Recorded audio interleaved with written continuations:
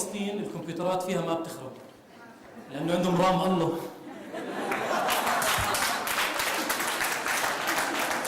Okay, I said it.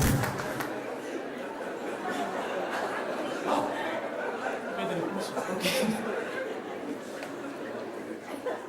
That was a big debate yesterday to tell this joke or not. Okay. So anyway, as you heard, I'm a filmmaker. And when I was a child, I watched a lot of movies. I mean, tons and tons of movies. I watched TV for like 24 hours a day. My parents weren't happy, but two things happened. First of all, I learned how to speak English, which was kind of exciting because I went to public schools, and you know, public schools suck. So I didn't learn to speak English in public schools, I learned it from movies. But the second thing, I learned how to become a very good liar. Because, you know, I can invent plots and characters and people and things, little tiny details that make the story seem real, only to get out of math homework, for example. But it happened, and I was happy. And then 20 years later, I became a filmmaker. I left my job as a computer engineer, and I became a full-time filmmaker.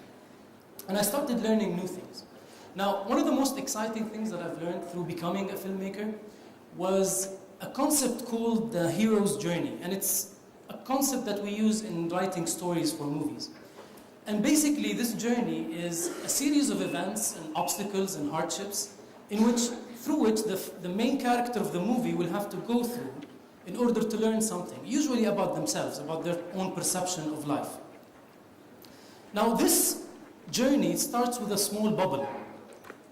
We don't call it a bubble in script writing, but I'm going to use the word bubble because I'm sure you're all familiar with it. Now, a bubble is your life. Basically, it's a small, tiny life that we've all accumulated. It's the life that we know, that we like.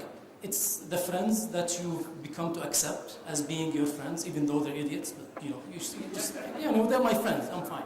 It's the family, for better or worse. It's your favorite pillow. It's the one chair in your house that makes you feel absolutely relaxed. It's the tiny life that you have gathered. Now, as an artiste, as a filmmaker, I thought I didn't live in a bubble. You know, I'm an adventurous person. I did things. I went to places that nobody else went to. So I thought I didn't live in a bubble. But then this was tested a couple of years back when I was doing a movie, about a documentary movie. And you know, on a side note, I don't like doing documentary movies because I can't shake off the feeling that I'm using these people's lives and miseries, film them on camera just to make a movie. So I don't like it. But that particular movie I was excited about because I was doing a movie for the first time about Iraqi refugees in Jordan. And I thought, if I can understand what this family went through, maybe I can get closer to understanding what my own family went through when they first were immigrated from Palestine to Jordan, because I come from a refugee family myself, and I wanted to know what does it feel like to leave everything behind and start from zero. So I chose this family. They're an Iraqi family, both physicians. They were both doctors in Iraq. They lost everything. They come to Jordan. They have 4 kids. And I go to their house in Irbid, and I'm sitting in the living room, and we're talking. And usually what I try to do in the first hour of filming any movie that I do is I try to explain to everyone that this is not your typical TV interview for like 1 hour and we'll go home. This is the documentary, and probably I'll end up staying in your house for days. So I'm telling them this, and they're happy, they're fine, they're the nicest people on earth. And I'm telling them, you know, I want to film you while you're eating, while you're preparing dinner, while you're talking, while you watch TV, and they're game, they're in. Until I tell them, I want to film your son, your older son, studying in his room. And the mood kind of shifted in the house, and they were starting to look at one another. I thought because he was a Tawjihi student and this family had nothing to live for except one wish, that this kid of theirs would get enough grades in Tawjihi and he would go to school, to university, by getting a scholarship. Because if he doesn't get a scholarship, they can't afford to send him to university. And I thought it was that, but then about 10 seconds later of complete silence, it hit me. There was no other room. I mean, the house was just the room that we were that we were standing in. At night, it would become the bedroom. So there was no other room where the other kid was studying. And I felt so embarrassed. I felt so ashamed because I thought at that particular moment, I reminded them of everything they had lost in the war in Iraq. And I thought, oh my God, I am living in a bubble. maybe a bigger bubble, but a bubble instead. And I just wanted to break out of my bubble. I wanted to burst that bubble and not live in a bubble again. Until a couple of years later, I was doing another movie about Iraqi refugees only in Syria. And I originally chose this story in particular because the woman that you'll see a picture of her in a minute, she had the most amazing smile because it was the saddest smile that I've ever seen. I can't explain it, I can't show you her face really, but she had the saddest smile on her face all the time, and she always smiled when she talked. Now, just to give you an idea about her story, and it's an amazing story. Basically, her and her husband fell in love in Iraq. They got married, and they had kids. Their only hope in life was to get a house. Work very hard to buy a house of their own. And they did. Her husband worked 2 jobs. She worked 12 hours a day on a sewing machine until they managed to buy the house of their dreams. And they moved the family, and they were extremely happy. Only a few months later, their older son is kidnapped, their first son. And this happened a lot in Iraq. Now, the kidnappers asked for a ransom, which was obviously the exact amount of money that they paid for the house. They've been watching them for a while. So they sell the house, they pay the ransom, only the kid never comes home. Instead, they get a call from the police asking them to come identify a dead body that they had found in the desert. So the mother and the father go to the morgue. The father walks in. He can't identify the body because it's been mutilated so much. He can't see it. So the mother comes in and she tells me, once I walked into the morgue, I could smell my own son. She walks there and she can identify the boy. She says, yes, this is my son. The boy had been beaten up until he was mutilated. He was raped. He was strangled with his own belt and then dumped in the desert. This is not over yet. After that, the father becomes so obsessed of punishing the people who had killed his son. The police, he makes a big fuss about it. The police actually arrest them. But then they start bribing their way out.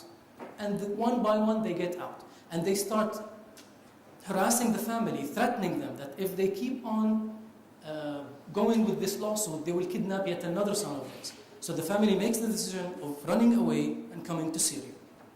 Now, they both suffer severe depression, the mother and the father. They showed me certificates of that. The mother is so paranoid that she cannot lose sight of any of her other 3 sons. She walks them to school every day. She waits until they finish, then she comes back with them from school every day. The father is still going back and forth between Iraq and Syria because he wants to follow up on the lawsuit. And one day when he's coming back from the courthouse, he's shot at, his brother is killed, and he's injured. So now the brother-in-law is dead. Meanwhile, the mother back home is very upset. She's very frustrated that she wakes up in the middle of the night and she starts to choke herself while she's sleeping because she wanted to know how her son felt in the last moment of his life. I mean, if I write this in a script, some people would say this doesn't make sense.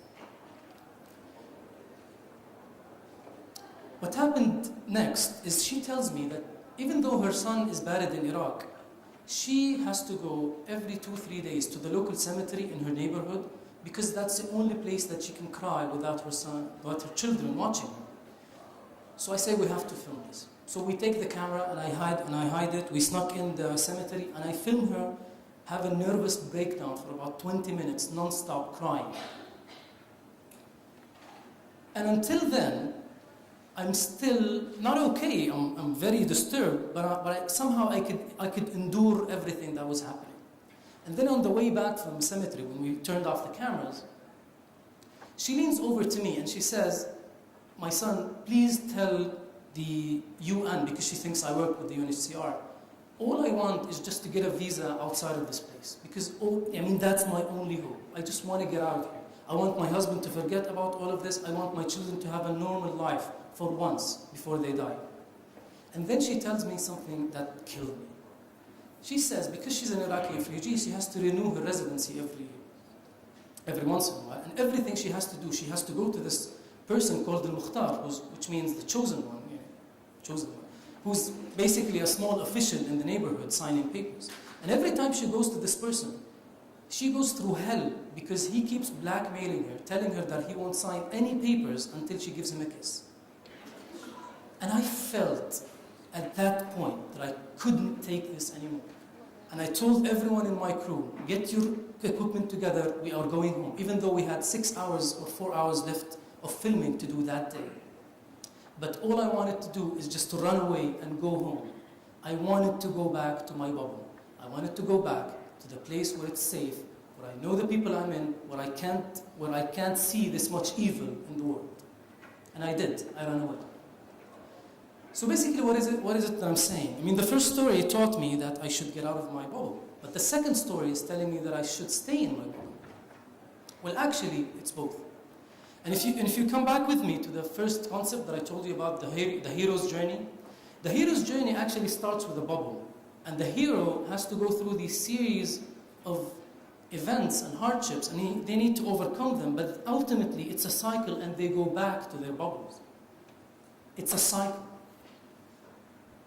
So what I'm saying is, you don't have to be ashamed if you live in a bubble. Bubbles are good. I mean, bubbles keep us sane and leveled. But try every once in a while to leave your bubble. And usually this happens in movies when the main character of the movie gets something called a call for adventure. Life offers them a chance to go on an adventure, on a quest of self-revelation and self-exploration. So I urge you to just get out of your bubbles every once in a while, but keep them. Save enough money so you can quit your job and go do the one thing you truly love. If you meet someone with green hair and you say to yourself, I will never be friends with this moron, well, try it. Maybe he's a good guy. If someone calls you and says, my cousin is new in town and she needs someone to show her around, well, say yes, because maybe nothing would happen. Maybe you would find the love of your life. It could happen. What I'm saying is, get out of your bubbles every once in a while. Because the main character of the movie does this for the glory. Because when they come back to their bubbles, they're confident, they're wiser, they're stronger. And that's what you should be doing.